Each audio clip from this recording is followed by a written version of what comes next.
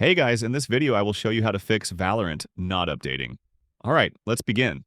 If your Valorant update is stuck or not progressing, start by completely closing the Riot client. Once closed, reopen the Riot client by right-clicking it and selecting Run as administrator. This gives the launcher proper permissions and often fixes update issues.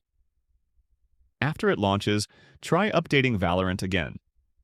If pressing Update does nothing, click the four-square icon in the top left, go to your game's library, and press Update from there. If the issue continues, restart your computer to refresh system processes. After restarting, run the Riot client as administrator again and retry the update from both the main page and the game page. Next, check Valorant server status using a browser. Search for Valorant server outages and review outage tracking websites or Riot Games social media pages. If servers are down, updates will not work.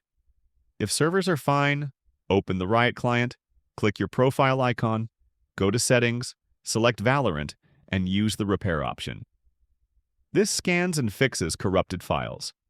As a last option, uninstall and reinstall Valorant. So that's basically how you can fix Valorant not updating. That's it for this video. Thanks!